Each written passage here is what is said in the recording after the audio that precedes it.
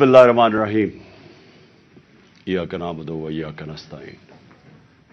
मेरे पाकिस्तानियों,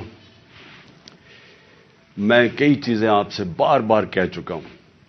अपने 26 साल की जब से मैं ये पॉलिटिक्स में आया हूं, तो मैं कई चीज़ें बार बार दोहरा चुका हूं और मुझे लगता है कि उसका असर होना शुरू हो गया कि लोगों को कई चीज़ों की अब समझ आनी शुरू हो गई है। लेकिन आज मैं फिर वो चीज़ दोहराऊंगा।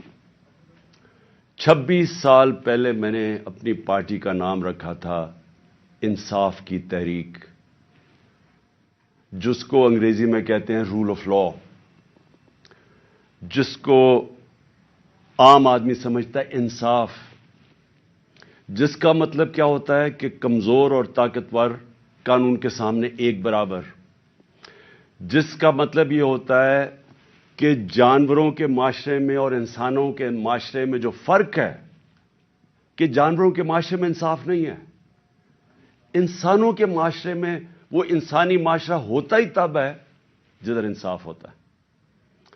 जंगल का कानून उसको कहते हैं, उस माशरे को, और जिसको दूसरा नाम बनाना रिपब्लिक्स देते हैं, जिधर माइट इज राइट होती है, जिधर ताकतवर कानून से ऊपर होता है, जिधर कमजोर को ताकतवर से तहफ़्फ़ुज़ नहीं मिलता। और अगर आप दुनिया की तारीख पढ़ें तो आपको हर जगह नजर आएगा कि जिन ममालिक के अंदर कानून की बालादस्ती बेहतर थी वो खुशहाल थे। रोमन एम्पायर देख लो, उससे पहले ग्रीक सिविलाइजेशन था, जिनका तारीख जानती है। रोमन एम्पायर देख लो, रोमन लॉज थे, कानून थे। बाकियों को वो बारबेरियंस कहते थे क्योंकि वहां कानून नहीं थे, वहां इंसाफ नहीं था। और हम जो मुसलमानों की तारीख है, मैं क्यों बार बार जब से मैं प्राइम मिनिस्टर बना, मैं बार बार आपको मदीना की रियासत की बात करता रहा, क्योंकि मदीना की रियासत की बुनियाद रखी गई थी अदल और इंसाफ पे। जो मेरे नबी सल्लल्लाहु अलैहि वसल्लम ने उस कौम को उठाया था, दो सुपर पावर थी, तब भी दो बड़ी बड़ी ताकतें थी, आधी आधी दुनिया दोनों ताकतों की नीचे थी।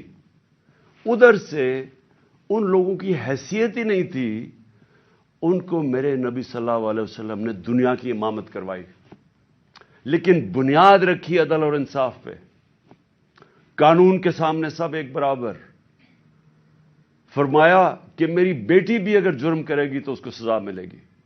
और फिर जो आज पाकिस्तान के हालात हैं, उन्होंने आज से 1500 साल पहले तकरीबन कह दिया था कि वो कौमें जो ताकतवर के लिए एक कानून बनाती हैं और वो जुर्म करते हैं उनको नहीं पकड़ती और सिर्फ कमजोरों को जेलों में डालती हैं, वो तबाह हो जाती हैं। ये मेरे नबी ने 1500 साल पहले कह दिया था। और आज मैं ये जो आज मीडिया आपके सामने आया हूं, आपको ये बताने के लिए कि जिस तरह हम नमाज में कहते हैं ना कि अल्लाह उनके रास्ते पे लगा जिनको नेमतें बख्शी, उनको नहीं जो तबाही के रास्ते पे निकल गए। ये हम 5 वक्त की नमाज में मांगते हैं। आज हम उधर खड़े हैं। एक तरफ है अल्लाह की नेमतों का रास्ता, मुश्किल रास्ता है लेकिन इंसान की अजमत का रास्ता है। दूसरी तरफ तबाही का रास्ता है, जिस तरफ हम ये जो मौजूदा सेटअप है ये लेके जा रहा है।